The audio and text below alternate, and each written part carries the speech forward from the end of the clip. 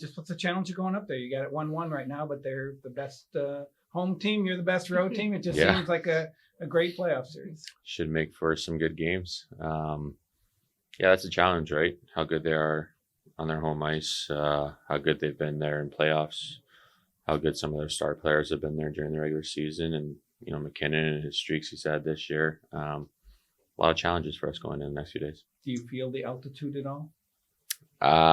Sometimes in the first period. I think the trick's always been, even in preseason, go as hard as you can in the first and get used to it. Typically enjoy going in and out, not being there too long, but we'll get accustomed to it quick. Is that part of your philosophy on the road anyway? Short shifts, simple play? I mean, it seems like it plays into, one, they're a good home team, but two, I think that, that's a good strategy against them. Yeah, just simple, right? I mean, being on the road makes you simplify your game for many reasons. So yeah, I mean, we've done a great job on the road, having playoffs as well. So we're looking forward to the opportunity. A lot has been talked about with Tanev's coming in and Harley's advancement over last year. But a night like last night, what does it remind you of when you watch Miro Heiskanen? Just a guy getting rewarded for all the amazing nights he's had. He does so many things that you don't get respect on the score sheet for. He's the number one guy you hate going against on a 2-on-1 or a 1-on-1 in practice. It's been joked about for years here, and it's so true. All the elements he brings to his game and our team, it's awesome. What are the elements? Like, is it quick hands? Is it anticipation? It's quick hands. It's his brain. It's his skill, his speed. He's not going to maybe go and run a guy, but, he just seems to have that stick in the right spot to just shut down plays. So it's been a treat to watch here for many years and more to come. You've seen what Wyatt Johnston has done over the last couple of years. Where do you, he's done a lot of good things, but is there a certain area where you've really seen a good amount of growth from last year to this year with him at all? It's hard to pinpoint one thing. He already came with so many tools, and he's gained some new ones, but those tools he's already had, he's just blossomed them, and he continues to get better. So he's one of those players that you just can't say that he's hit his ceiling or know where he's going to be in years to come, because he can't even legally drink. So, he's all our, little brothers in here.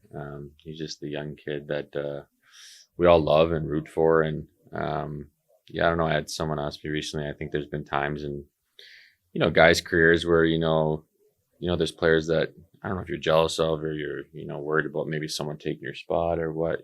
He's just got that character in person that we just all love him. Mm-hmm. We're one big family, and he's kind of always been the pup. So now we got Stanky to follow his lead. I use the term athletic arrogance, and I think it's a positive thing. He seems like the exact example of that. Like, he's not cocky, but he does believe he's better than you, or not you, but anybody who's going against. I'll be honest. Like, you see young kids with arrogance. I had lots of arrogance as a kid. I just don't see it in him. I think he's got that swag, but he's not he's not an arrogant kid. He's a guy that you could maybe one day see having a C on his chest. I mean, he's just got that character to him, and we're blessed in here with many of those guys. Delandria's getting to know Stanky a little bit.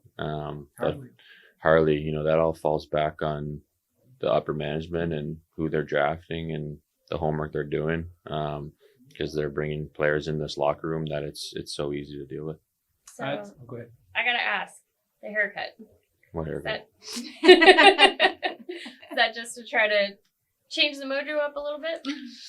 I've liked my mojo. I feel like I'm playing, personally great hockey. Tons of chances, no reward, no finish, and was getting a haircut and going a little high. And she said, "Do you want to keep it going? Just get a mullet." And I said, "Sure, why not?" So here we are. So coincidence that you score right after that?